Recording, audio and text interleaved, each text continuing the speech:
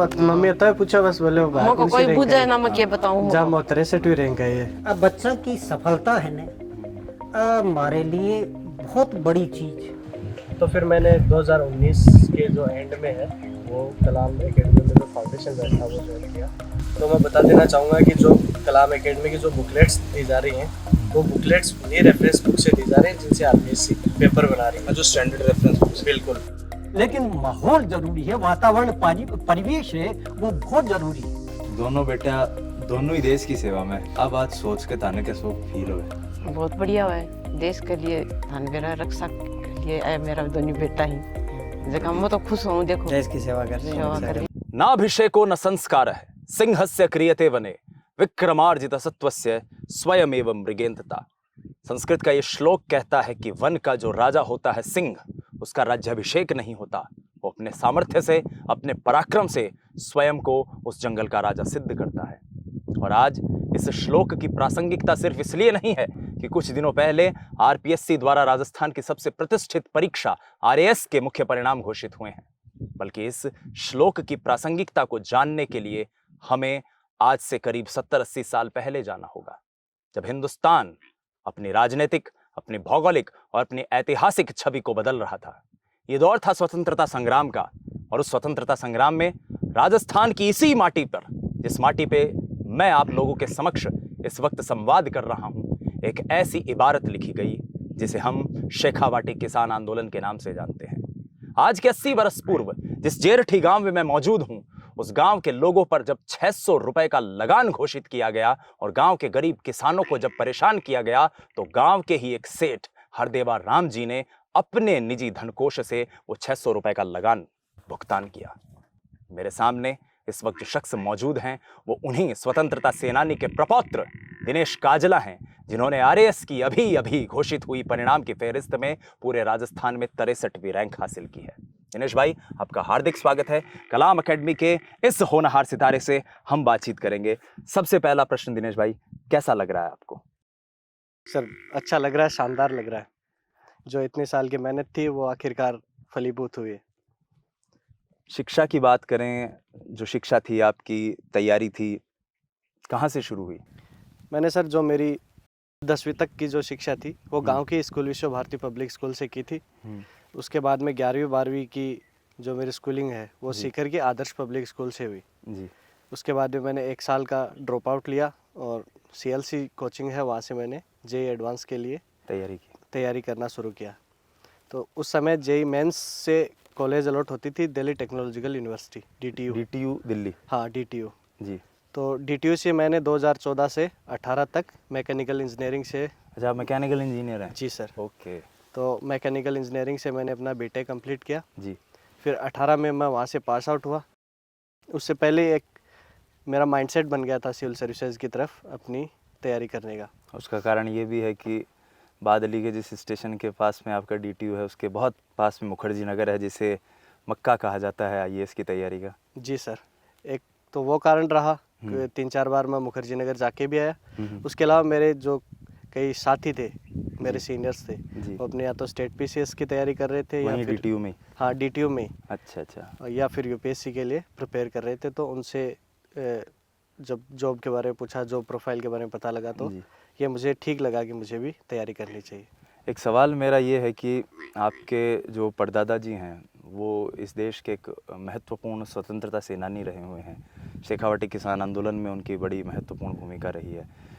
ये एक बात आपको कितना मोटिवेट करती है जब आप परीक्षा की तैयारी की प्रक्रिया में उतरते हैं? तो सर, जो परीक्षा की तैयारी का सिलेबस है उसमें जो राजस्थान इतिहास का पोर्शन है जी, उसमें जब हम शेखावाटी किसान आंदोलन के बारे में पढ़ते हैं जी, तब कहीं ना कहीं ऐसे कूदन गांव का, जेठी, गोठड़ा, भुकरान, ये जो गांव है शेखावाटी किसान आंदोलन में, इनका नाम आता है तो कहीं ना कहीं से गौरवान्वित महसूस तो होता ही है कि मैं भी उसी परिवार से कि मैं उसी परिवार से हूँ जिन्होंने जो किसान आंदोलन था उसमें अपना अविस्मरणीय योगदान दिया।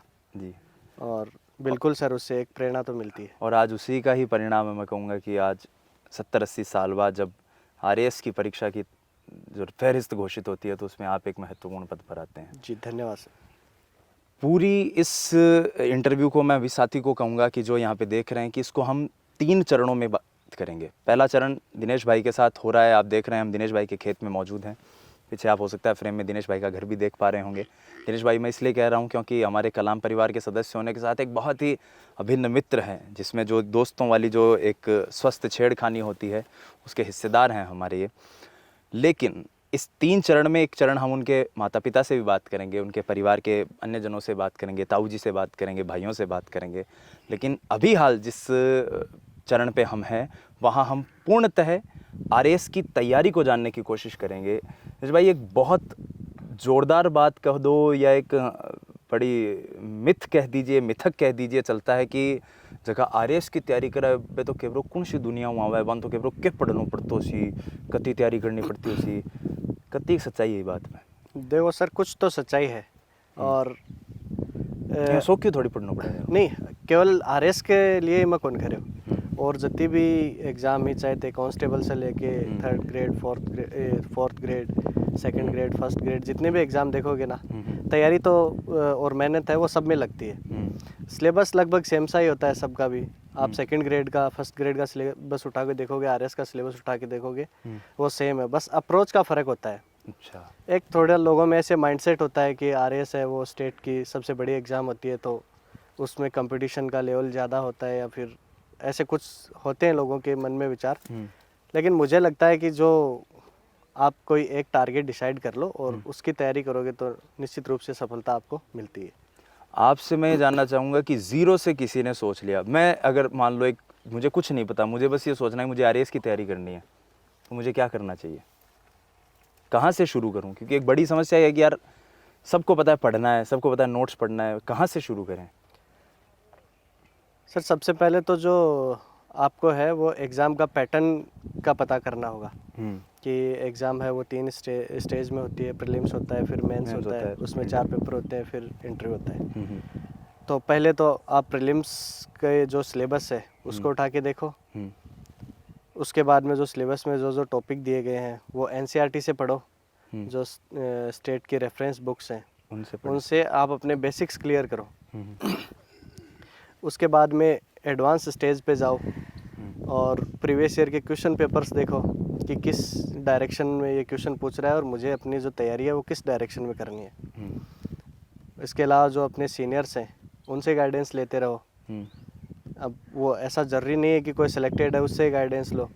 जो लगातार 5 से 7 साल से तैयारी कर रहा है वो आपको और बेहतर तरीके से बता पाएगा कि असफलता के क्या कारण रहे हैं। क्योंकि सफलता में तो ऐसे है कि कई फर्स्ट अटेम्प्ट में भी निकल जाते हैं, सेकंड अटेम्प्ट में भी निकल जाते हैं, तो उनका तो वो एक ऐसे टारगेटेड स्टडी के रूप में वो उसको कंप्लीट कर लेते हैं। जो असफल कैंडिडेट्स हैं उनको ये पता है कि वो कहाँ कहाँ गलती कर रहे हैं, कहाँ कहाँ सुधार की गुंजाइश है, तो उनसे राय लेते रहो और उसके बाद में तैयारी करो। आपकी यात्रा कलाम एकेडमी से होके गुजरी? जी सर। कैसे कलाम एकेडमी में आना हुआ, फिर कैसे कलाम एकेडमी ने आपकी तैयारी को और बेहतर बनाया, उसके बारे में पूरी जानकारी चाहिए सर। सर जब 2018 में मैं पास आउट होके आया था तो उसी समय पे आरएस का प्रीलिम्स भी था सामने। 5 अगस्त को प्रीलिम्स था 2018 में। तो लगभग मेरे को महीने 1.5 महीने का समय मिला था तैयारी का। उसके बाद में प्रीलिम्स तो मेरा निकल गया, मैंने ऐसे गाइड्स वगैरह पढ़ के, और मेरा मैथ स्ट्रॉन्ग था, साइंस ठीक थी, तो मैथ और साइंस स्ट्रॉन्ग होती है तो प्रीलिम्स निकल जाता है आपका। लेकिन मेंस में मैंने तैयारी की तब मुझे वहाँ पे गाइडेंस की बहुत ज़्यादा कमी महसूस हुई। तो कैसे भी करके मैंने उस टाइम तो मेंस दिया और मैं लगभग 100 मार्क्स से पीछे रहा था इंटरव्यू कॉल से। मेरे 247 मार्क्स थे और 344 थी उसकी कट ऑफ थी। तो फिर मुझे लगा कि एक प्रॉपर मुझे गाइडेंस चाहिए। तो उसके लिए फिर मैंने सोचा कि सीकर में क्या बेहतरीन हो सकता है। तो हमारे योगेश भाई हैं, योगेश जाखड़, वो उस समय कलाम एकेडमी से जुड़े हुए थे। तो योगेश के साथ मेरा मिलना हो तो योगेश ने बताया कि जो कलाम एकेडमी में जो स्टाफ है वो सारे आरएएस सेलेक्टेड है। चाहे राजेश सेवर सर देख लो, उसके अलावा मुकेश जी भाकर देख लो, और यूनुस जी हो गए, ये जो जितने भी स्टाफ है वो सारा या तो आरएएस सेलेक्टेड है या फिर वो उस मुकाम पे हैं जिसमें वो आरएएस और उसमें कोई कुछ ज़्यादा ऐसे और भेद नहीं उन्होंने है। अपने जीवन का एक बड़ा हिस्सा इस परीक्षा को समझते हुए बिल्कुल बिताया है।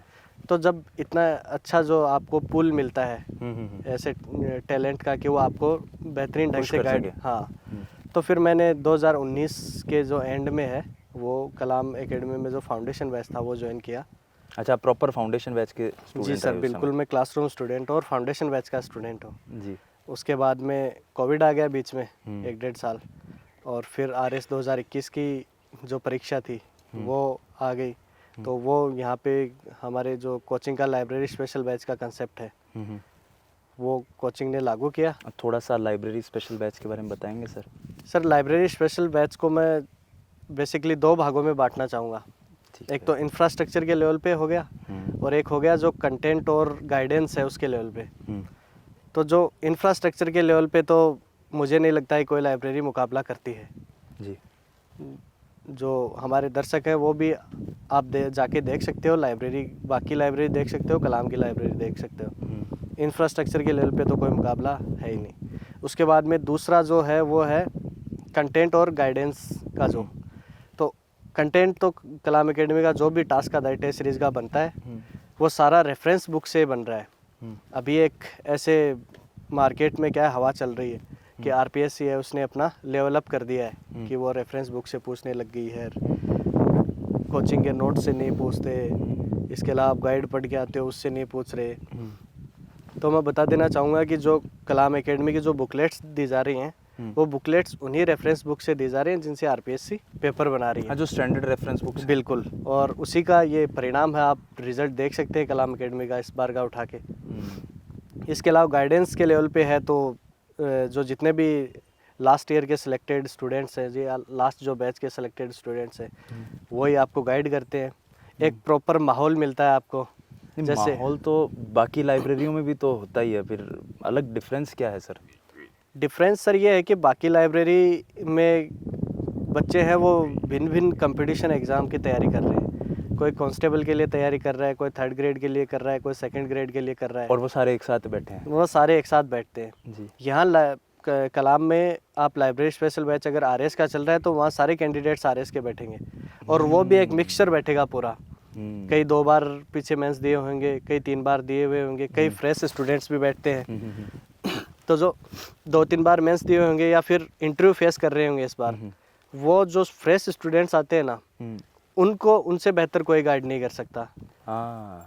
इसके अलावा एक ग्रुप हो गया, पूरा ग्रुप में पूरे दिन चाय के लिए भी किसी टपरी पे जाके बैठते हैं तो चर्चा वही चलती है कि यार ये क्वेश्चन पूछ सकता है, ये क्वेश्चन पूछ सकता है। ग्रुप कितना ज़रूरी है सर? ग्रुप की जो सिलेक्शन है उसमें एक महत्वपूर्ण भूमिका होती है, क्योंकि जो ग्रुप ज़्यादा बड़ा भी नहीं होना चाहिए।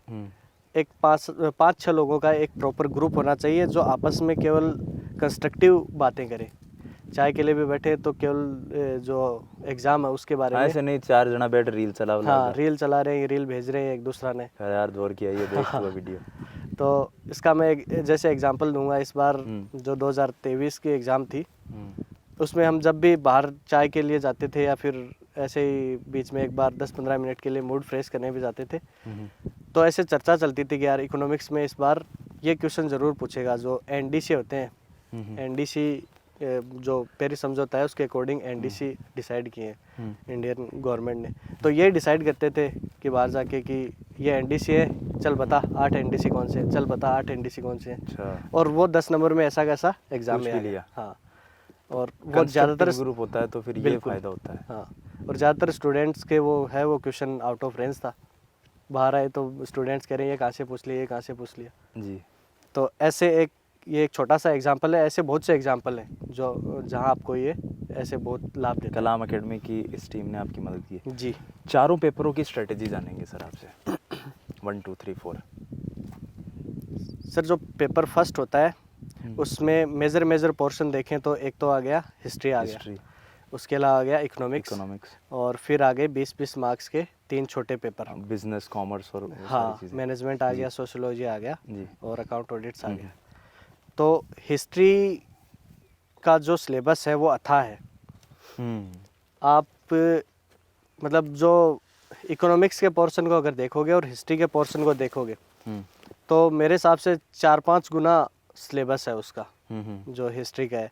तो हिस्ट्री के लिए टारगेटेड पढ़ाई करनी है, आप पूरे बुक्स भी ऐसे चाट के रख दोगे ना, तब भी आपके 30 से 35 से ज़्यादा नंबर नहीं आएंगे। अच्छा। तो हिस्ट्री के टाइम को आपको मैनेज करना है, ऐसे नहीं पूरा समय हिस्ट्री में दे दिया। हिस्ट्री में आपको करना है, एक तो जो एंशिएंट और मिडाइवल हिस्ट्री है उसका एक तो वेटेज कम होता है कि उसके पहले तो 7 मार्क्स के क्वेश्चन आते थे, इस बार क्या है एक क्वेश्चन और बढ़ा दिया उसका। तो वो हो सकता है कि टेम्परेरी बेसिस पे हो, कोई बार बार जैसे एग्ज़ाम हो रही है तो उसमें वापस कम हो सकता है। तो जो एंशिएंट हिस्ट्री और मिडाइवल हिस्ट्री है उसके केवल आर्ट कल्चर का जो पोर्शन है उसमें भी फिक्स पढ़ो कि जैसे मंदिर शैलियों के बारे में पढ़ लिया, हड़प्पा सभ्यता के बारे में पढ़ लिया, तो 10 मार्कर क्वेश्चन तैयार कर लिए कि इसमें 10 मार्कर ये पूछेगा तो ये लिख आएंगे। 2 मार्क का जो क्वेश्चन है वो स्किप हो जाए कोई दिक्कत नहीं है, लेकिन जो 10 मार्कर्स हैं वो अगर आपके तैयार है तो वहाँ 10 नंबर का क्वेश्चन आएगा, आप लिखाओगे कोई दिक्कत नहीं है उसमें। इसी प्रकार से मॉडर्न हिस्ट्री है तो मॉडर्न हिस्ट्री को भी जैसे राष्ट्रीय आंदोलन हो गया, इसके अलावा जो गांधीवादी जो चरण था उसको ढंग से रिवाइज करो, क्योंकि वहीं से क्वेश्चन आ रहे हैं लगातार। बिल्कुल बिल्कुल। उनको ढंग से पढ़ो। राजस्थान की आप हिस्ट्री है तो वो प्रीलिम्स में पढ़ते हो, आर्ट कल्चर वो प्रीलिम्स में पढ़ते हो। आप तो हिस्ट्री के एक योगदान देने वाले विभूति के परिवार से ही आते हैं। जी सर। तो जी। बस वो पोर्शन है। इसके अलावा वर्ल्ड हिस्ट्री है। वर्ल्ड हिस्ट्री छोटे से 50-60 पेज की बुकलेट होती है। 50-60 पेज की बुकलेट में लगभग 20 नंबर के मार्क्स आते हैं जी। उसको तैयार कर लो। इकोनॉमिक्स है वो क्लियरली आरपीएससी है वो इकोनॉमिक सर्वे पूछने लग गई है। पहले तो जो राजस्थान का इकोनॉमिक सर्वे पूछती थी, इंडिया के थोड़े कंसेप्ट के क्वेश्चन पूछती थी, अब है वो इंडिया का भी इकोनॉमिक सर्वे वो पूछने लग गई है आरपीएससी। तो उस हिसाब से इंडिया का इकोनॉमिक सर्वे भी तैयार करो। इसके अलावा जो 3 छोटे वाले सब्जेक्ट हैं 20-20 नंबर वाले, उनमें मैनेजमेंट है वो बहुत बड़ा वास्ट सब्जेक्ट है मैनेजमेंट। तो उसको इसी हिसाब से जब आप पढ़ो तो मैनेजमेंट के नोट्स बना लो पहली बार में कि 20-25 पेज के मैंने शॉर्ट नोट्स बना लिए कि मैं वापस से मैनेजमेंट की ये 130-40 पेज की बुकलेट नहीं उठाऊंगा, ये केवल 20-25 पेज पढ़ूंगा। हाँ, ये हम भी जब राजेश सर को हम सुनते हैं उनके इंटरव्यूज़ में तो वो अक्सर ये बात कहते हैं। आप तो उनसे बिल्कुल आपकी मेंटरशिप रही है। राजेश सर कहते हैं कि तुम्हारे पास ज्योग्राफी 25 पेज में होनी चाहिए, बिल्कुल तुम्हारे पास सोशलॉजी तुम्हारे शब्दों में 25 पेज में होनी चाहिए, 20 पेज में होनी चाहिए। ये शॉर्ट नोट्स का क्या फंडा है जो सर अक्सर बताते रहते हैं? सर शॉर्ट नोट्स होते हैं वो आपको जो फाइनल सिलेक्शन और इवन फाइनल सिलेक्शन में रैंक दिलाने में महत्वपूर्ण भूमिका निभाते हैं। जैसे 2021 में जो मेरी रैंक नीचे आई थी 444, 2021 में आपकी 444 रैंक जी, तो उसमें मैंने शॉर्ट नोट्स नहीं बनाए थे। अच्छा। मैं सीधे पढ़ता था बुक से और सीधा जाके पेपर लिखा है। तब भी आप लाइब्रेरी बैच के ही स्टूडेंट? हाँ, तब भी मैं लाइब्रेरी बैच का स्टूडेंट था जी। इस बार मैंने क्या किया कि इस बार समय भी खूब था मेंस के लिए, तो मैंने 2 रजिस्टर 2 A4 साइज रजिस्टर लिए ब्लैंक, और उन 2 में चारों पेपर्स के 4 पेपर में तो शॉर्ट नोट्स में जैसे निबंध इनसे रिलेटेड कुछ पलवन के कुछ जैसे कोटेशन वगैरह वो लिख दिए। बाकी के 3 पेपर थे ना उसमें प्रॉपर मैंने शॉर्ट नोट्स बनाए सबके 10-15-20 पेज के, और वो लास्ट में पढ़ने में है ना रिवीजन के टाइम पे इतने काम में आए। अभी भी है ना मेरा अभी जैसे 2024 में इंटरव्यू कॉल हो रखा है आपका। तो मैंने इस बार है ना इस बार तो मैंने बुक्स उठा के ही नहीं देखी, मेरे वो 2 रजिस्टर A4 साइज थे। अच्छा। वो खोले, उससे पढ़ा, पेपर दे के आ गया और इंटरव्यू कॉल हो गया। ये महत्वपूर्ण बात है। तो शॉर्ट नोट्स इतने महत्वपूर्ण होते हैं जी। और अभी फर्स्ट पेपर का मैंने बता दिया। सेकंड पेपर है उसमें जो साइंस वाला पोर्शन है वो एनसीईआरटी से पूछता है। टेक्नोलॉजी है, टेक्नोलॉजी के पोर्शन पे ज़्यादा फोकस करता है वो जो नई टेक्नोलॉजी आ रही है जैसे आर्टिफिशियल इंटेलिजेंस हो गया, इंटरनेट ऑफ थिंग्स हो गया, क्रिप्टो करेंसी हो गया, इनसे रिलेटेड वो क्वेश्चन पूछ रहा है तो इनको भी 10-10 और 5 मार्क्स में तैयार कर लो। करंट अफेयर्स कहाँ से पढ़े सर? करंट अफेयर्स एक तो जो सुजस मैगजीन आती है राजस्थान की जी, उससे पूछ रही है आरपीएससी। तो आपके पास सुजस का एक्सेस था? मैंने सर सुजस सर अलग से करंट के लिए कुछ नहीं पढ़ा। एकेडमी है वो करंट अफेयर्स की बुकलेट तैयार करके देती है मंथली। कलाम एकेडमी? हाँ, कलाम एकेडमी है वो पूरे एकदम मंथली बुकलेट्स तैयार करके देती है और 2 पोर्शन में बुकलेट्स तैयार करके देती है। एक तो मेंस के हिसाब से हो गया कि ये अच्छा, बुकलेट में भी मेंस और प्रीलिम्स दोनों के हाँ, हिसाब से कि ये मेंस के हिसाब से है, ये मेंस के हिसाब के टॉपिक हैं, ये वैसे पढ़ लो। अच्छा। और प्रीलिम्स के कई बार जो थर्ड पेपर होता है उसमें पॉलिटी वाले में 2 और 5 नंबर के करंट के क्वेश्चन पूछ लेते हैं वो ऐसे जो प्रीलिम्स टाइप के से क्वेश्चन होते हैं उनके लिए वो अलग से एक पोर्शन और दे दिया। तो इस बार जो बुकलेट्स थी करंट की, उनसे ऐसे के ऐसे क्वेश्चन आ गए। 2024 वाला जो अभी हुआ है, जैसे एक वो कुछ एटॉमिक एनर्जी से रिलेटेड क्वेश्चन आया था इकोनॉमिक्स का 10 नंबर का, वो करंट की बुकलेट में ऐसा कैसा लिखा हुआ था। ओके। एमएसएमई के लिए क्या प्रयास किए जा रहे हैं, वो ऐसा कैसा लिखा हुआ था, बजट में क्या प्रयास किए जा रहे हैं, और वही चीज़ है। वो चीज़ वैसी के वैसी आगे बच्चे ढूंढ रहे हैं कि यार ये क्वेश्चन कहाँ से है, ये क्वेश्चन कहाँ से मैं है। एक चीज़ आपसे इसलिए भी जानना चाहूँगा क्योंकि कलाम एकेडमी के कंटेंट को लेकर अक्सर विद्यार्थी इस विचार में रहते हैं कि हमारा कंटेंट, हम भी जानते हैं कि राजस्थान में सबसे उत्कृष्टता के स्तर पर है। मेरा यहाँ पर ये सवाल है दिनेश भाई से कि आप भी उस टीम का हिस्सा रहे हैं जो कलाम एकेडमी का कंटेंट तैयार करती है जब भी आपका फ्री टाइम रहा। जी सर। तो ऐसा क्या मतलब आप लोगों की स्ट्रेटजी रहती है, या आप जब कंटेंट तैयार करती है आपके लिए टीम, उस समय आप उस टीम का भी हिस्सा रहे हैं और जी आप सर। सेलेक्ट भी हुए हैं, इसलिए दोनों सवाल हो गए ये कि ये कंटेंट जो है जिसको हम ये कह सकते हैं कि अगर इसे आप अगर पढ़ते हैं तो नो डाउट आप बाकी विद्यार्थियों की तुलना में 10 कदम आगे जाके खड़े होंगे। जी सर। जो कंटेंट कलाम एकेडमी तैयार करती है और हम तैयार करते हैं, वो कंटेंट होता है वो जो ऑफिशियल वेबसाइट्स होती हैं उनसे हो गया, सरकार की जो है। सरकार की ऑफिशियल PIB वेबसाइट होगी, और ये जैसे सब। पीआईबी होगी, राजस्थान के लिए DIPR होगी, इनसे तैयार करते हैं। इसके अलावा जो भी टॉपिक होता है कि जैसे किसी इंस्टीट्यूट के बारे में कोई टॉपिक आ गया, जैसे DRDO के बारे में कोई टॉपिक है, तो DRDO का जो कंटेंट तैयार हो ना, वो DRDO की वेबसाइट उठा के तैयार हो रहा है। ओके। तो जो एग्जामिनर की अप्रोच जहाँ पे क्वेश्चन बनाने की है, वहाँ से ही हम कंटेंट देते हैं। अन्यथा लोगों को लगता है कि चलो जो मार्केट में 2-4 किताबें उपलब्ध हैं वहाँ से हम कुछ उठा लें और वहाँ से तैयार कर दें कंटेंट। हाँ, और नहीं होता है यहाँ पे। मार्केट में भी अगर कोई स्टूडेंट है, उसको ऐसे लगे, उसको शक हो कि कलाम एकेडमी का जो कंटेंट है उसमें वो इतनी मेहनत थोड़ी होती हाँ होगी। ऐसे थोड़ी होती है, वो हाँ। थोड़ी होती है, उनको ऐसे लगता है, तो आप एक इंडिपेंडेंट सर्वे कर लो मार्केट में। जो स्टूडेंट जिसको लगता है, आप 10 लोगों से पूछ लो जाके जी। कि मुझे RS मेंस की तैयारी करनी है, तो मुझे कौन सी कोचिंग है, उसके मेंस के जो बुकलेट है वो पढ़नी चाहिए। आपको डेफिनेटली 10 में से उनसे 3 प्रेफरेंस कर लो, फर्स्ट सेकंड थर्ड, कि कौन कौन सी कोचिंग है। उन 3 में डेफिनेटली में 10 में से 10 स्टूडेंट में कलाम जरूर आएगा। बिल्कुल ये बात सही है, और मैं इस बात को इसलिए भी जस्टिफाई कर सकता हूँ क्योंकि व्यवहार की जो बुकलेट थी वो राजेश सर ने मुझे ही कहा था कि तुझे तैयार करनी है, और द मोमेंट मैंने मेरा ड्राफ्ट भेजा तो उन्होंने मुझे एक ही बात कही थी कि मज़ा नहीं आया। मैंने कहा सर सारी चीज़ें लिख दी, मतलब मुझे ऐसा लगना चाहिए कि किताब जब बच्चा पढ़े तो उसे ऐसा लगे किताब उससे बात कर रही हो। बिल्कुल। तो वो एक चीज़ है जो ग्राह्य भी बनाती है कंटेंट को और उसके साथ साथ कंटेंट को बेहतर भी बनाती है। 4th पेपर पे चलते हैं क्योंकि 3rd और 2nd की तो लगभग मुझे एक जैसी सी स्ट्रेटजी लगती है। हाँ। क्योंकि उसमें पॉलिटी आ गई। 4th पेपर जो पिछले कुछ समय में एकदम से हम कह सकते हैं कि गेम चेंजर साबित हुआ है, आपकी तैयारी कैसी रही और इंस्टीट्यूट ने क्या भूमिका निभाई? सर 4th पेपर पिछली जो 2 एग्ज़ाम्स हैं उनसे बहुत बड़ा रोल प्ले करने लग गया है, क्योंकि जैसे जैसे कट ऑफ कम जाएगी ना, वैसे वैसे जो 4th पेपर है वो अपनी भूमिका है वो बढ़ाता ही रहेगा। क्योंकि जो 4th पेपर में 70 मार्क्स की जो ग्रामर आती है वो तो एक तरह से मैथ्स है, आपने सही कर दी सही है, गलत है गलत है। अब कट ऑफ ही आपकी 208 नंबर जा रही है, आप इस बार उठा के देखो 800 में से 208 नंबर जा रही है। अब उसको डिवाइड करोगे तो 52 मार्क्स पर पेपर कट ऑफ होती है कि 52 मार्क्स आपके हर पेपर में आ गए। अब 4th पेपर है उसमें 70 मार्क्स की तो ग्रामर ही आ रही है आपकी, तो 4th पेपर में आप ग्रामर में जो उसके एवरेज आउट करोगे 50-55 का, वो उसी में कवर अप कर लोगे। उसके बाद में कंपोजिशन पोर्शन में तो जितने मार्क्स आ रहे हैं वो आपके रैंक इंप्रूव कर रहे हैं।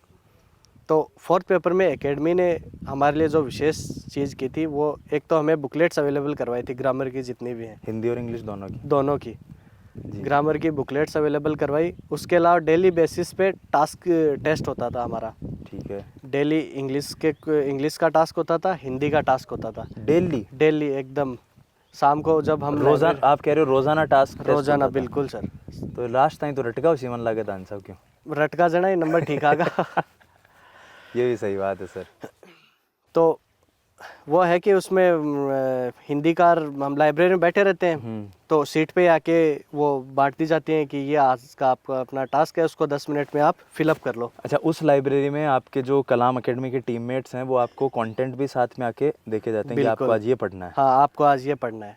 ओके। बुकलेट्स आपको हर टेस्ट के बाद में बुकलेट अवेलेबल, लाइब्रेरी में बैठे कोई बुकलेट अवेलेबल करवा दी जाती है कि इस वीक का आपका ये टास्क है। और इसमें डेली वाला तो डेली वाले का भी हिंदी एक वाला शेड्यूल है। आपको प्रोवाइड करवाया जाता है अच्छा। कि शाम को है ना इन टॉपिक्स का आपका टेस्ट होगा। हिंदी में इस पेज से इस पेज तक, इंग्लिश में इस पेज से इस पेज तक, और बाकी का जो 3 पेपर हैं उनमें ये टॉपिक्स हैं। ठीक है। और ये कंपोजिशन को कैसे फिर जो आपने लिखा उसको मान लीजिए कौन चेक करेगा आपके?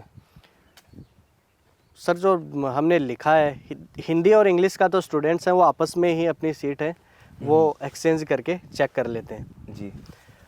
और बाकी के जो 3 हैं वो स्टूडेंट खुद से चेक नहीं कर सकता, तो उसके लिए हमारी टीम है, सिलेक्टेड लोगों की है, या फिर जो लोग इंटरव्यू दे चुके हैं और एकदम ऐसे नज़दीक आके रह गए, तो कहीं ना कहीं वही स्टूडेंट चेक कर रहे हैं जो इस आरएएस की जर्नी में एक महत्वपूर्ण हिस्सा रहे हैं, ताकि वो समझ पाएं कि कहाँ गलती हो सकती जी है। बिल्कुल। वो आपको आपकी गलती बताएंगे और आप उसमें कैसे सुधार कर सकते हो, प्रॉपर उसको कमेंट्स डालेंगे, आपको 1 to 1 भी बता देंगे अगर आपको लगता है कि सर इसमें मुझे थोड़ा सा बताओ। नीरज भाई, एक बात चलती है कि आरएएस की तैयारी के लिए आपको जयपुर जाना चाहिए, यूपीएससी के लिए दिल्ली जाना चाहिए। आप कह रहे हो कि आप घर ही छोड़ के नहीं गए, गांव में रह के तैयारी करी, तो फिर ये आप इस पूरे स्टेटमेंट पे कैसे बात करोगे कि आरएएस के लिए जयपुर जाना चाहिए कि दिल्ली जाना चाहिए इस पे? ये सर ऐसा जनरली ऐसा होता है, कंसेप्शन होता है कि आपको जो यूपीएससी है वो तो दिल्ली से करनी चाहिए, आरएएस है वो जयपुर से करनी चाहिए। आपके मन में नहीं आया विचार? मेरे मन में भी आया था, और मुझे जैसे कई लोगों ने सजेस्ट भी किया था जो आरएएस से संबंधित भी नहीं है, जिन लोगों को पता भी नहीं है कितने पेपर होते हैं, क्या क्या कितने नंबर का होता है, कि यार तैयारी तो जयपुर में होती है, यहाँ कौन सी तैयारी हो रही है। लेकिन मैं जब एकेडमी से जुड़ा, एकेडमी के लोगों से मिला, तो कलाम एकेडमी में जो भी सिलेक्टेड लोग थे, जो भी हमारा ग्रुप था, उनसे मैंने जब पूछा कि क्या मुझे जयपुर जाने की ज़रूरत है, क्योंकि जयपुर में भी कलाम एकेडमी का अपना जो ऑफिस है, तो मुझे लगा कि जयपुर में मैं जयपुर जा सकता हूँ। तो उन्होंने कहा यार हम भी यहीं पे सीकर में पढ़ के लगे हैं, तो जयपुर की क्या ज़रूरत है, पूरा कंटेंट तुम्हें उपलब्ध हो रहा है, प्रॉपर टीम तुम्हें यहीं पे उपलब्ध हो रही है, तो जयपुर की आवश्यकता नहीं है। तो फिर मुझे कभी ऐसी आवश्यकता महसूस ही नहीं हुई कि मुझे तो इवन ये लगता था कि मैं सीकर वाली लाइब्रेरी में बैठ के तैयारी कर रहा हूँ, तो पूरे राजस्थान में सबसे अच्छी तैयारी यहीं पे हो रही है। बिल्कुल। और उसका हम आपस में बात ही यही करते थे कि पूरे राजस्थान में सबसे अच्छी तैयारी हम ही कर रहे हैं। और उसका प्रमाण भी है कि आप सेलेक्ट हुए हैं। जी सर। घर पे रह के तैयारी करी। मैं इस वक्त आपके खेत में मौजूद हूँ। कहाँ पढ़ते थे आप यहाँ पे? आपने बताया था कि मैं खेत में बैठे पढ़ाया करता हूँ। मैं सर जब 2021 की एग्ज़ाम ही मेंस की बी टाइम पर, जब पहली फरवरी में पेपर हो और वो एक्सटेंड हो गो 1 महीना, 1 महीना कोई बच्चा इस जगह आरयू का मायने धरनो वगैरह करो बी के कारण 1 महीना एक्सटेंड हो वो पेपर।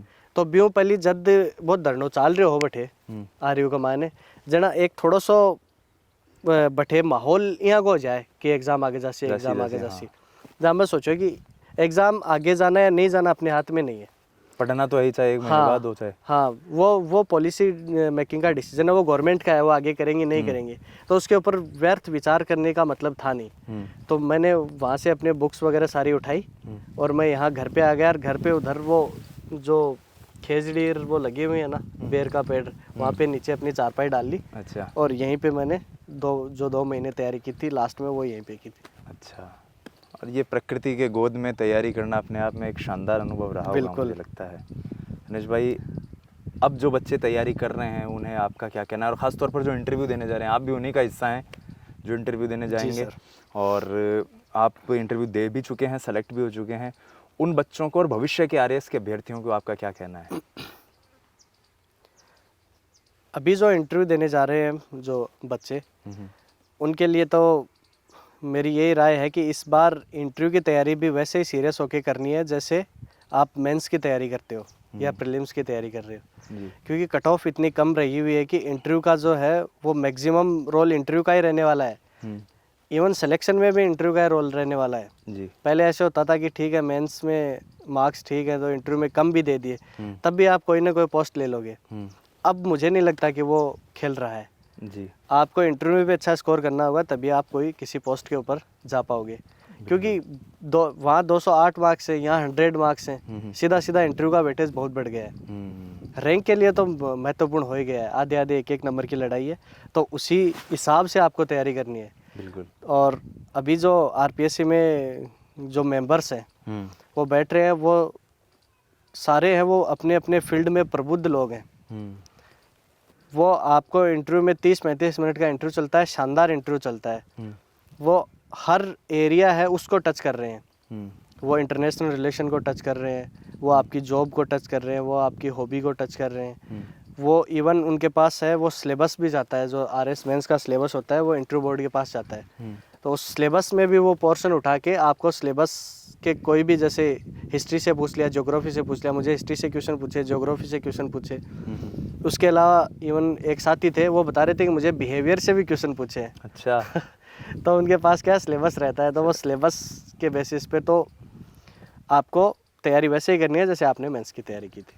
एक सवाल मेरा ये है कि लग रहा था क्या कि डबल डिजिट रैंक आ जाएगी? सर पिछली बार था वो, मेरा स्कोर था 357। हाँ 314 कट ऑफ थी। हाँ। और मेरे इंटरव्यू में थे 40 मार्क्स, 40 नंबर थे। तो पिछली बार तो इंटरव्यू मेंस में अच्छा स्कोर था, अगर इंटरव्यू में ठीक होता तो पिछली बार भी डबल डिजिट। उससे पिछली बार जब आपका मेंस क्लियर नहीं हुआ तब क्या स्कोर था आपका सर? मेरा था 247, 100 मार्क्स पीछे था मैं लगभग इंटरव्यू मतलब एक से। इंस्टीट्यूट ने आपके इस पूरे प्रोसेस में लगभग 100 नंबर की यात्रा। 100 से ज़्यादा ही जंप हो गया।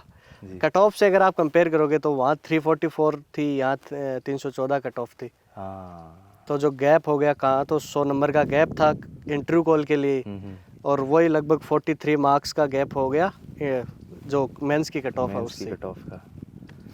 हाँ वापस उसी बात पे आते हैं कि क्या लग रहा था? तो सर अभी इंटरव्यू के ऊपर मुझे लग रहा था, मेंस तो अच्छा गया था मेरा। मेंस का पेपर में देखे आया तब मुझे लगा कि ठीक है मेंस बेहतरीन हुआ है। अभी इंटरव्यू के लिए थोड़ा प्रिपेयर करते हैं। तो इंटरव्यू के लिए कलाम जो संस्थान है अपनी, उसने अलग से एक इंटरव्यू गाइडेंस प्रोग्राम चलाया। Mock interview? हाँ मॉक इंटरव्यू हो गए। उसके अलावा जो कॉन्फ्रेंस हॉल है उस पर बैठा के 1 to 1 हर बच्चे से पूछना। अच्छा। और उनको उनके एक्सपेक्टेड आरएस क्वेश्चंस वाले कैंपस में एक वो अपना बना हुआ है। जी, आरएस वाले कैंपस में कॉन्फ्रेंस हॉल बना हुआ जी। है, वहाँ पे पूरा 1 to 1 इंटरेक्शन हुआ। पूरे दिन वहीं पे बैठे रहते थे हम। जो साथी इंटरव्यू दे रहे हैं वो आपस में क्वेश्चन पूछते रहते थे, आपस में सारे टॉपिक्स हैं वो डिस्कस करते रहते थे, डेली बेसिस पे करंट अफेयर्स डिस्कस करते थे।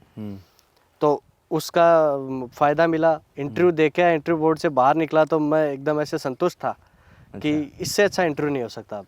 ओके। तो बाहर निकला तो ऐसे लगा कि रैंक तो अच्छी आएगी, लेकिन ये अंदाजा हाँ नहीं ऐसा नहीं था कि मैं बाहर निकला तो ऐसे सोच रहा था कि ठीक है तहसीलदार या जो ऊपर की मेरी 6-7 चॉइस भरी हैं उनमें से कोई सी कहीं ना ना कोई कहीं सी आ पोस्ट जाएंगे। मिल जाएगी। लेकिन अब तो मुझे यकीन है कि खाकी वर्दी मिलने वाली है आपको। जी थैंक यू सर। तो चलिए इस इंटरव्यू के इस चरण को हम यहीं समाप्त करते हैं और अगले चरण में अब हम यहाँ से चलेंगे दिनेश भाई के घर पे।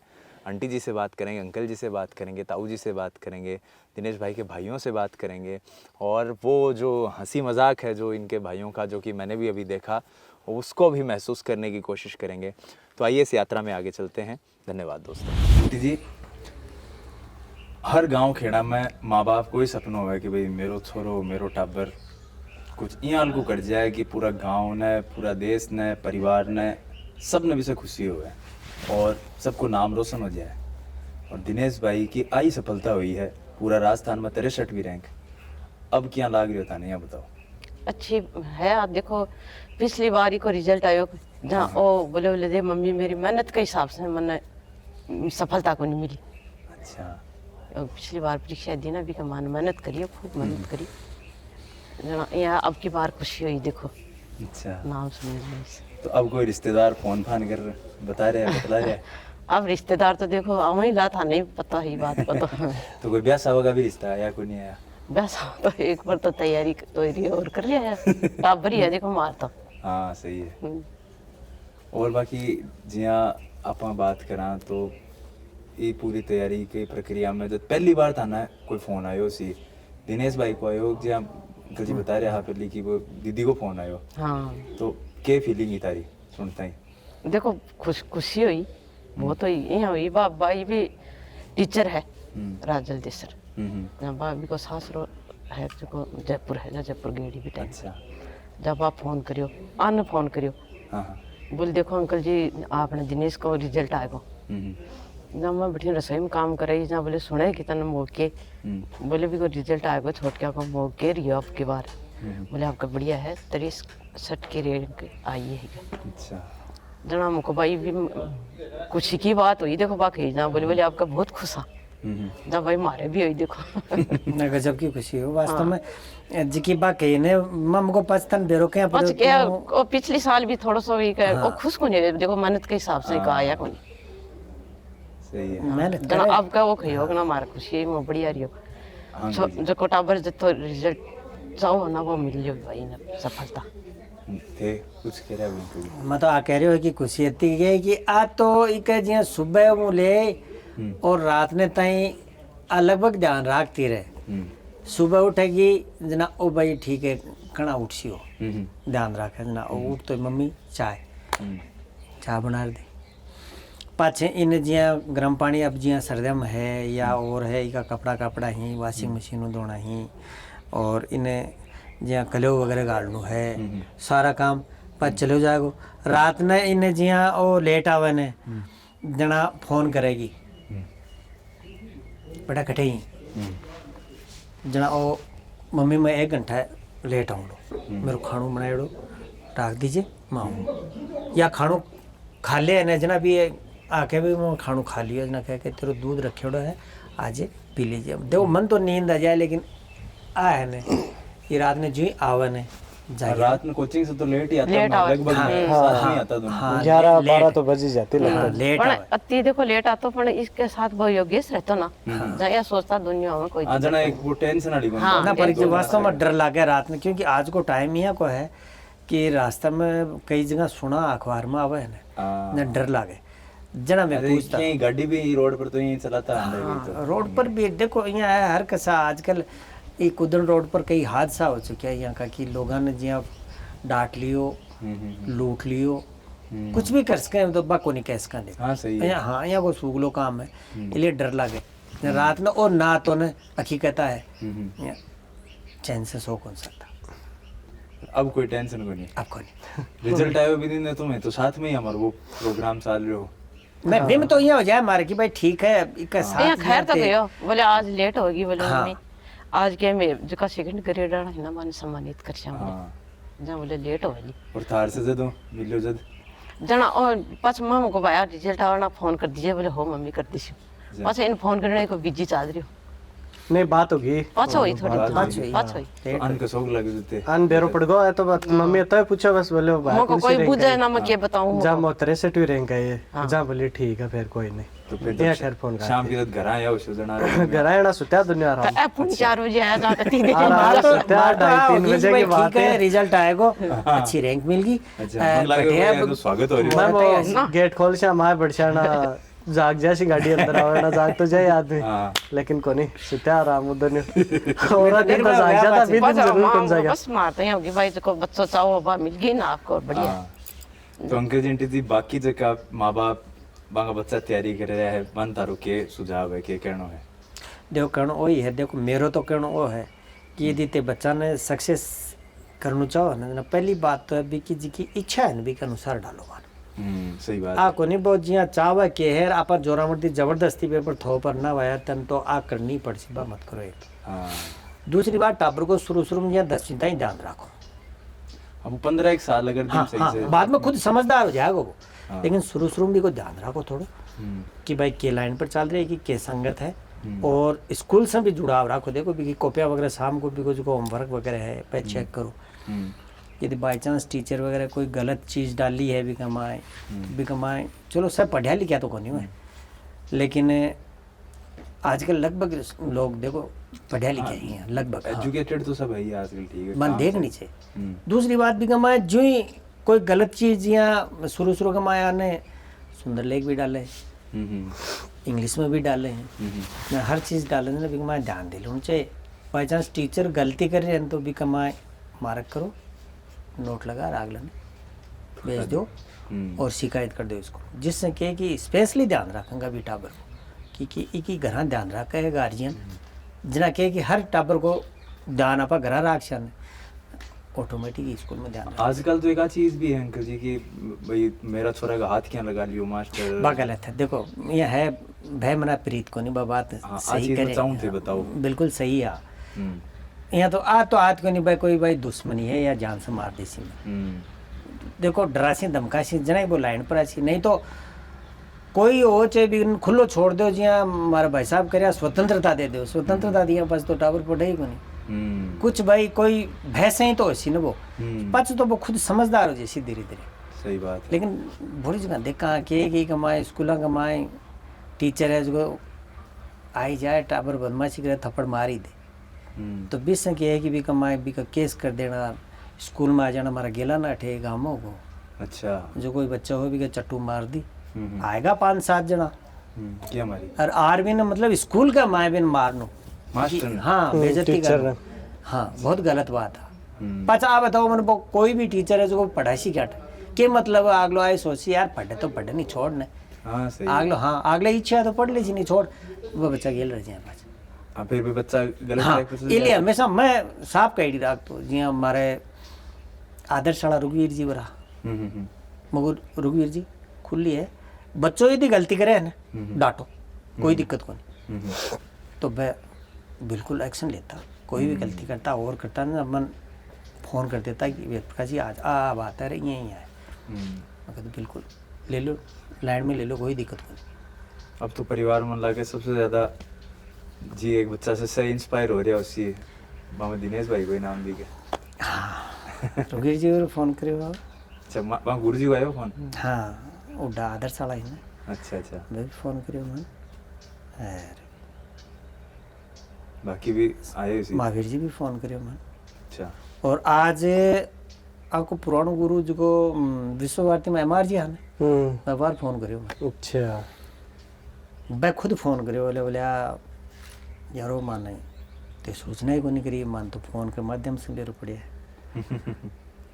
जना ममोते अब हो कटे जना पहले दादिया रहता अच्छा, अब खेतड़ी शिफ्ट होगा। हाँ शिफ्ट होगा के बोला मेरे और जो रोड कंस्ट्रक्शन को काम है जो एक कमाए लपड़म पछड़ू रहूँ जो सुबह निकलूँ रात में मोड़ जाता हूँ। हाँ आज ही फोन आया ना बोला मेरा चेल क्या हूँ बात करा जो हाँ इन चेल के कहता। अच्छा, धर्मेंद्र जी नाम होगा को? धर्मेंद्र जी MR जी तो भैया कोई मेडिकल वगैरह भी रखता है ना, मेडिकल रिप्रेजेंटेटिव हिसाब में भैया MR जी खेला MR जी का नाम से बढ़िया। तो जगह शुरू में जो साइंटिफिक टेम्परामेंट और जो सिस्टम होने वो भाई शुरू करो 9वीं 10वीं 8वीं के लगभग।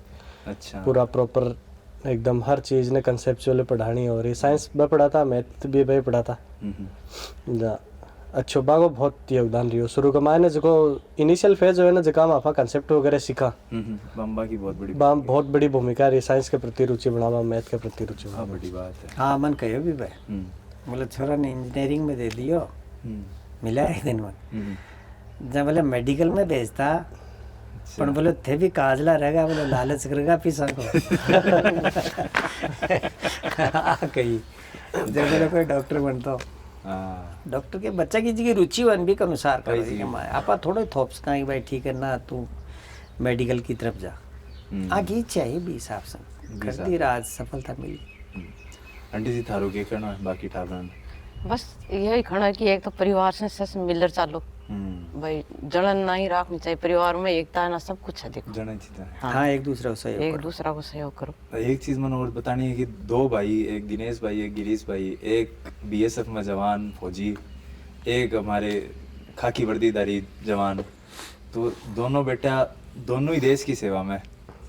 अब आज सोच के ताने का शौक फील हो बहुत बढ़िया है देश के लिए थान मेरा रक्षा के लिए आया मेरा दोनों बेटा ही जगह मैं तो खुश हूँ। देखो देश की सेवा कर रहे हैं। देखो एक शेखावाटी की माँ यह बात कैसे गए थे देख सको हो अपनी माटी की कि 2 बेटा एक सरहद की सेवा कर रहे हैं, एक सिस्टम के अंदर रह पूरा समाज के अंदर खाकी वर्दीधारी होकर सोसाइटी में सर्व करेगो और आ एक माँ ही कह सके कि मेरे लिए इससे ज्यादा खुशी की बात होगी कि 2 बेटा दोनों सेवा में, दोनों देश की सेवा में लाग रहे अभी।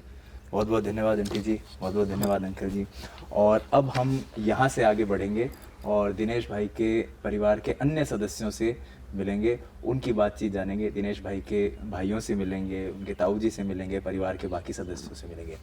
आइए चलते हैं। अक्सर हम ये देखते हैं कि एक बीज को वृक्ष बनाने में कई बारिशों का पानी होता है।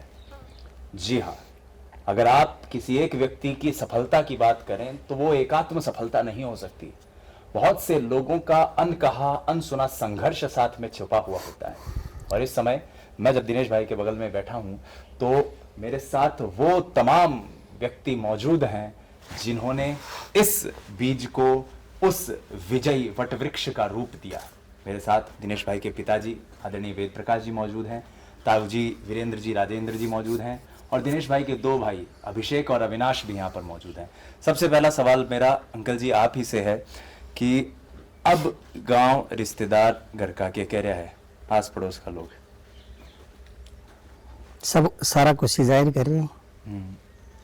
पर जहाँ शुरू में जो तैयारी करी होसी या जो इंजीनियरिंग करके आयार यहाँ के होसी मतलब आरएस की तैयारी करशूं जना घण कराइया भी तो क्या होसी के क्यों पीसा खराब कर नहीं शुरू में लोग न तो कोनी पेरो तो आरएस के के बारे में और तो के कि ओ जी हिसाब से वो शुरुआत करी ने बोले पापा मैं आरएस की तैयारी कर ले कोई दिक्कत को नहीं। पछे वो आपके हिसाब से एग्जाम दी बिके बाद में और जी एग्जाम दी ने शुरू में बे बाद में बोले पापा मन कोचिंग ज्वाइन करनी पड़सी। अच्छा क्योंकि बिना कोचिंग के बेरो कौन पड़े भाई ठीक है अपन आ चीज देखनी है आ पढ़नी है आ है जना आपने जी कलाम है सीकर बा ज्वाइन करी और बिको नतीजो कि आज सेलेक्ट हो बाकी रिश्ता रास्ता आ रहा है को नहीं आ रहा अंकल जी रिश्ता तो मैं तो अन कहूं भी मो दोरा मर्दी आ रहे समाख्ता हो रहा तो हीरो बन गई फिल्मा पालमा में जाए यार भाई।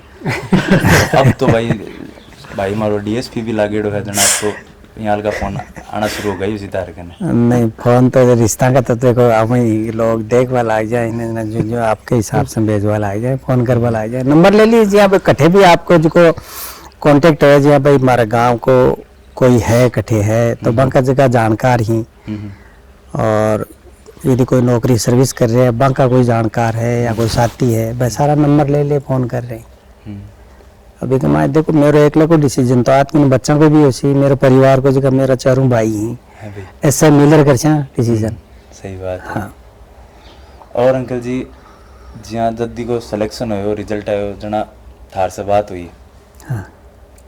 पहली फीलिंग क्या ही कि भाई पापा सिलेक्शन हो गया वास्तव बहुत बढ़िया फीलिंग हुई भाई अलग ही खुशी हो है बिल्कुल बात यहाँ को नहीं करी जा सकती मेरा बात हुई भी नहीं हाँ एक बनी लेकिन महाराज जी की सीमा हुई बात हाँ सीमा की है कि सीमा शाम को मैंने अब मान को मेरा रिजल्ट आ गया है मैं सीमा फोन करियो जनाब उनको आज सीमा फोन क्या करे है उठाए जनाब बिकॉज शुरू का शब्द यही है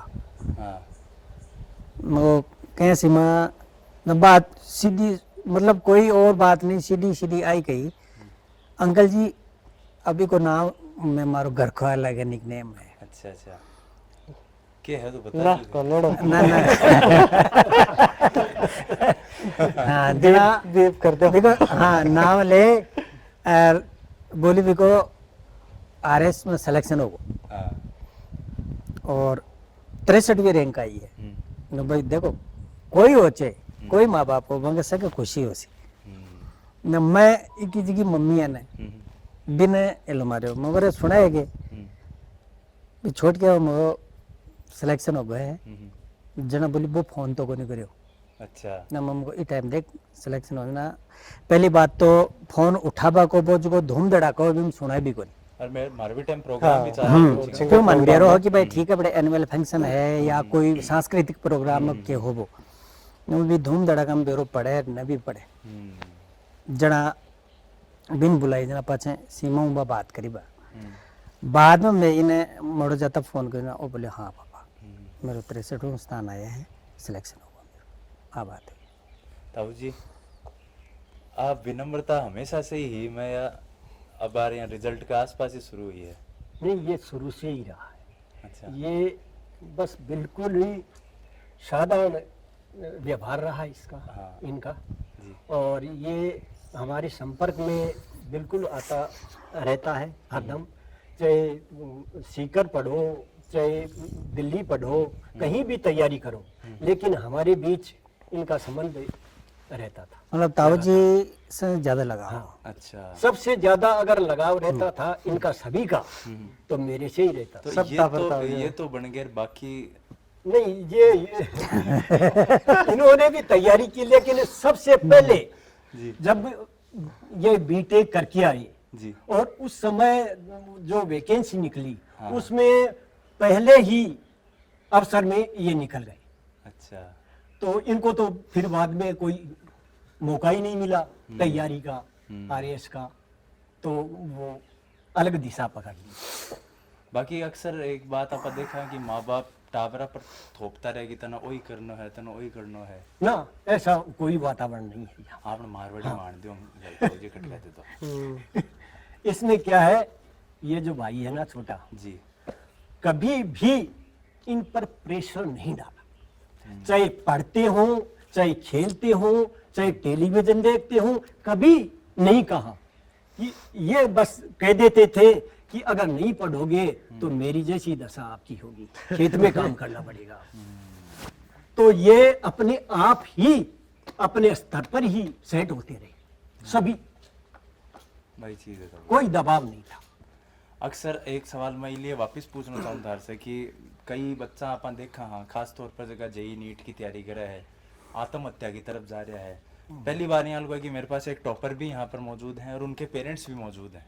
और एक ऐसा व्यक्ति मैं यहाँ पे बताना चाहूंगा कि आज के 3 रोज पहले जब मैंने दिनेश भाई को फोन किया, जब रिजल्ट आ चुका था, अगर दिनेश भाई आपका इंटरव्यू करना है, तो दिनेश भाई का स्टेटमेंट था कि भाई जी अब बार तो मैं बात कौन कर सकूँ, क्या बोला घना चेजा हो काम चल रहा है और मैं थोड़ा संभाल लिया बस ही करा। सही बात है। तो अब आप समझ सकते हो कि ये विनम्रता, ये धरातल से जुड़ाव, हाँ, और उसके बाद सिलेक्शन भी। हाँ। और कई माँ बाप यहाँ जगह पर स्वर्ण करना, तू तो बस सब कुछ छोड़ दे, तू तो कोई सब नहीं, ऐसा होता रहता है। तू हाँ। तो बस तुलना करते हैं दूसरे से, फलां का लड़का है वो ये हो गया यार, इतने नंबर आ गए, आपके क्यों नहीं आए, आप भी तैयारी करते हो, और ये होता है, सभी जगह होता है। लेकिन हमारे पारिवारिक इसमें माहौल में ऐसे माँ बाप के लिए आपका क्या कथन है? आपका मैं चाहूंगा कि एक उनके लिए सुझाव हो कि अपने बच्चों को आप इस तरह से परेशान ना करें, पड़ता उनको स्वतंत्र रखें, एक माहौल तैयार करें, बस अपने आप वो दिशा पकड़ लेंगे। सही बात है। लेकिन माहौल जरूरी है, वातावरण, परिवेश है, वो बहुत जरूरी है बच्चे के तो पूरी तैयारी है यहीं पे गांव में रह के। हाँ, तैयारी यहाँ पर विश्व भारती में जाते थे, दोपहर में ये 1 बजे जब छुट्टी मिलती थी तब वो आते थे रास्ते से, और वो गिरीश था, वो दौड़ करके मेरे पास घर पर आता था, जी 2 रुपए दो मुझे वो चॉकलेट चाहिए, तो देता और लेकर के चला जाता। अच्छा, तो ये रास्ते से आते जाते रहते थे, मिलते रहते थे, कई बार आते थे, घर पर भी आते थे, मैं भी शाम को आता था, तो ये साथ में रहते थे। गिरीश भाई का नाम अभी आया, मैं बता दूं कि गिरीश भाई हमारे दिनेश भाई के बड़े भाई हैं, जो इस समय बीएसएफ में जवान हैं और सेवारत हैं और हमारी सैन्य सेवाओं में रहकर देश की सरहदों की सुरक्षा कर रहे हैं। ताऊ जी हमारे साथ मौजूद हैं। जी। ताऊ जी, अब ताने के लगे जहाँ बड़ी से गुजरा, गांव से गुजरा, जना लोग बाग एक बात कर, पहले आपके परिवार को ऐसे कहा जाता होगा कि ये सेठ हरदेवाराम जी का परिवार है। हाँ। और अब यहाँ कहा जाता है कि भाई एक डीवाईएसपी को परिवार है, तो असफलता के लगे था नहीं देख रही पूरी। इनमें बच्चा की सफलता है ने हमारे लिए बहुत बड़ी चीज, क्योंकि बाकी जकी हमारे दादाजी हैं ने, दादाजी पिताजी बाकी जकी साख ही ने बिन में एक तरह से हमारी विरासत मानी, बाकी जकी साख ही बिन विरासत मानी, और ए बच्चा भी लाइन पर ही जी हम बेचाल रहे हैं, वे चल रहा बी लाइन पर मैं चल रहा और मारी लाइन पर ही ए बच्चा चल रहे ही बिन बाकी जकी साख ही ने आसपास में गाँव में बिन एक तरह से विरासत मानी में ए बच्चा भी तरीके से मान रहे हैं, अनुशासित थी और अनुशासित होने की वजह से क्या है, आपको पढ़नू और एक साथ ही रहे हर वक्त। जी छुट्टी हुए, अब तीनों एक ही क्लास में पढ़ता, अच्छा एक ही क्लास ही तीनों के हाँ, एक साथ पढ़ते थे। अच्छा तीनों के एक साथ ही 12वीं तक। बी के बाद में एक इंजीनियरिंग साथ आते थे, बस में एक साथ जाते थे, इंजीनियरिंग एक ही करी। स्कूल में पढ़ते। ओ दिनेश है वो DTU में सिलेक्शन हो गो, आंको गो दोनों को एक साथ ही कश्मीर NIT श्रीनगर में। अच्छा NIT श्रीनगर में। हाँ, दोनों श्रीनगर में दोनों है का। वो। और दोनों जुड़वा ही है। ए देखो अविनाश और अभिषेक है, ये भी जुड़वा ही। तो अविनाश तो केकरियो की 4th ईयर में हो भी दौरान इंजीनियरिंग की वैकेंसी निकली जना। और मैंने बोले पापा वैकेंसी नहीं रही है, देखो मैं अप्लाई कर दूं। हमको यार तेरी एज ही कोनी हुई थी कि 21 साल जना। वो बोले एज है जनवरी अगले साल में है, लंबो टाइम है जो त्यार में हो जाए। ओ बी के लिए अप्लाई कर दी और इको आगे जा सिलेक्शन हो AN। तो अविनाश भाई AN है हमारे। अयन PhD में AN है। PhD में अय्यन। 3-4 साल हो गए सर सर्विस करते। 4 साल हो गए। ये है वो अभिषेक है, इसने क्या किया कि ये बैंकिंग साइड में कि भाई मैं इनकी तैयारी करूंगा। तो इसने वो कलरक की दी SBI में और PO की दी SBI में। तो कलरक में आ गया पहले तो। अच्छा। तो उसने यहाँ सीकर ही ज्वाइन कर लिया।